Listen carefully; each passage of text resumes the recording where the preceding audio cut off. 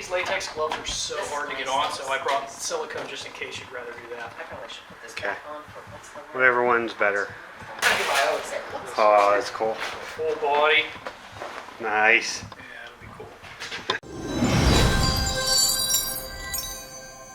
Welcome to Shadow Alley. On this channel, we talk about horror movies and silicone masks. And sometimes we even make our own horror movies here. And that's exactly what we did recently. If you haven't seen it, then go take a look. It's called Not Haunted. And it was pretty much just an excuse for me to use some of my masks and some new camera gear. 8 indigo, take 1. The idea was simple. My buddy Ned is actually a real estate agent in our town, and he likes making things like this to use to market himself. And I think he's a dork like me and just likes to do this sort of stuff. So I messaged him and told him about my idea. He said he had a house that he had just bought and that he was flipping, so it would be a perfect place to shoot. So I met up with him, took some videos so that I could write the script around the location. I also contacted a few really talented actors that are in my town that I've worked with in the past. Bill and Sharon. We will not be living here. Oh, I can't believe this. This is all your fault. Don't even bother contacting us. Go to Ned, you said. Ned has all the good deals, you said. Ugh. I told them my idea and they were in. I'll be honest, working with real actors is so much easier than working with your family and friends. Real actors know how to memorize lines and they know when and how to ad-lib. They know how to hit their marks and they don't mind doing scenes multiple times.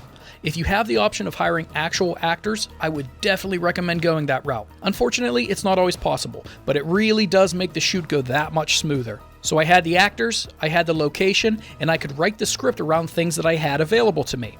This is a smart idea rather than coming up with a script and then trying to find actors and locations to fit your idea. Just write for the things you have access to.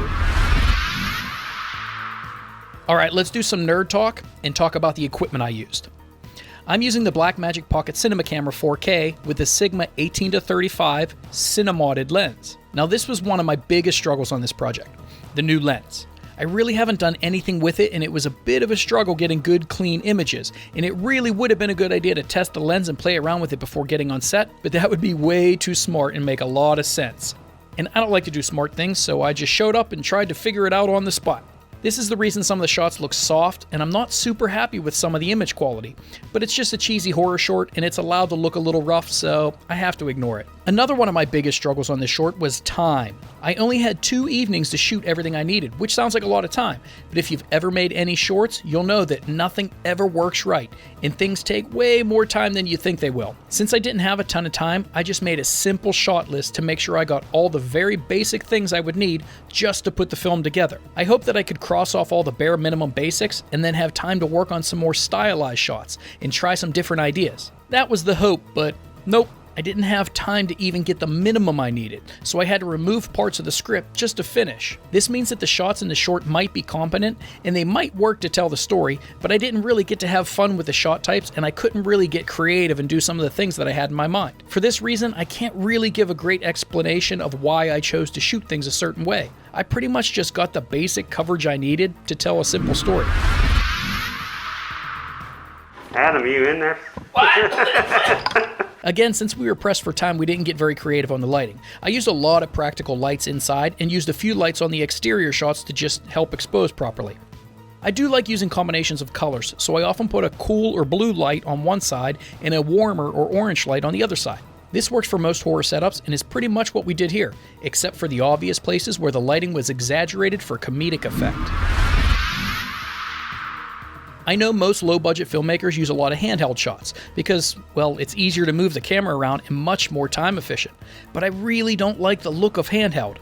I like smooth, cinematic camera motion and locked-off shots. It's just my personal preference, which really slows things down a ton. For every setup, I have to move tripods around and make lots of adjustments until I'm happy. I also have to set up dolly tracks for trucking shots and cranes for fancy reveals. I think there was only one handheld, or at least shoulder rig shot in the entire film. It's this one right here. It was in a weird place and setting up the dolly track would have been a nightmare, so I just shouldered it and quickly got the shot I wanted. Oh, and I guess the Evil Dead ending is handheld also, but that's it.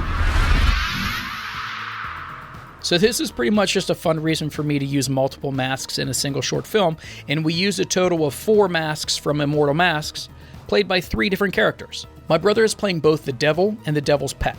This was just a corny and simple green screen setup.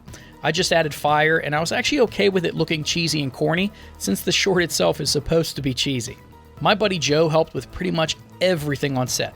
He set up lights, held the boom pole, took behind the scenes videos, and played the slimy creature in the basement. This creature was a combination of a silicone mask with a latex monster suit. I put double-sided tape along the seams and used creepy cloth to disguise those seams. I think it worked okay, especially when lit darkly.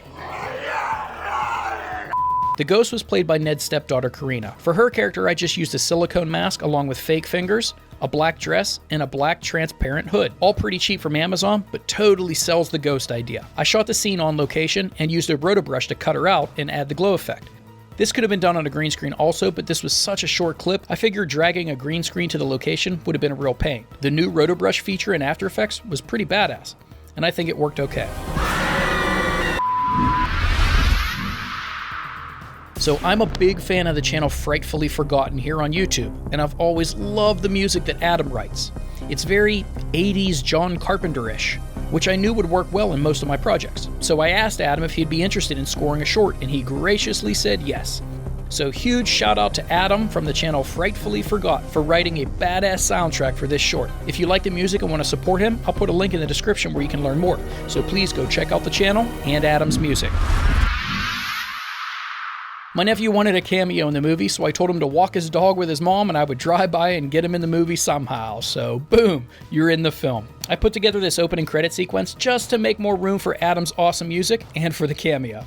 There you go, B. Now you're YouTube famous. This project was definitely a bit rushed and for sure not my best work, but it was really fun to film and it gave me a reason to use some of my silicone masks. If you enjoyed it, I'd appreciate you sharing it with people that like this kind of stuff. And don't forget to like and subscribe and do all of those things you're supposed to do to help a channel grow. And I will see you in the next one.